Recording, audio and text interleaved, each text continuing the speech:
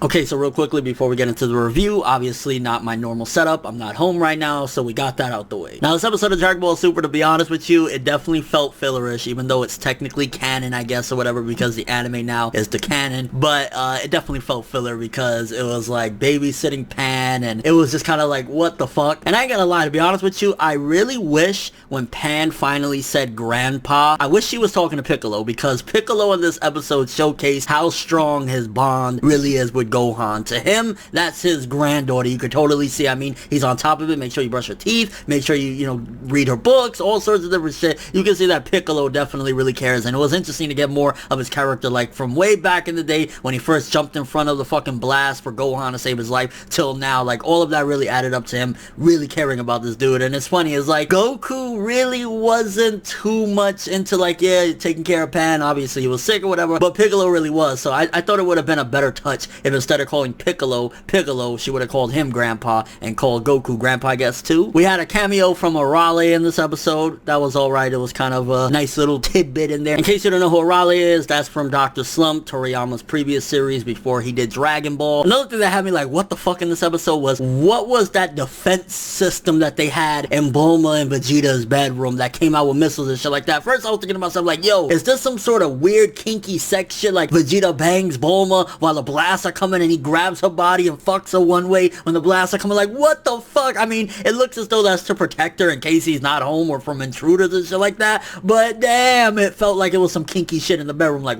why you got that in the bedroom like that, bro? Vegeta, are you a freak, bro? And then a little bit about Pan in this episode, the stuff with Pilaf. I mean, it was alright. It showcased that Pan is pretty freaking strong, because how old is she? Like a year old or something? 2 years old? For being a little ass baby, she could already fly and all this other shit, and it kind of was reminiscent of Gohan, because it was when she got pissed off, or not even pissed off, but like she got a little bit nutty there for a second and then flew into the sky or whatever. So it kind of reminded me of Gohan there. And to be honest with you, this episode, it was because the art was definitely off a lot for the characters. I was just kind of like, what? It was just a chill episode, but it really didn't add too much to anything other than just getting a little bit more characterization of Piccolo. And Goku's sick because the Kaioken, so I guess it showcased that Kaioken fucking Super Saiyan Blue combination is really bad for Goku's health. So that's really what it provided. Other than that, it was just a couple of laughs. I want to say this episode was like a 4 to a 5 out of 10. It was like, I mean, we could have gone without it. It did, again, provide laughs, and I guess in the essence of like really giving us more characterization and seeing the characters like in their everyday life, like Gohan,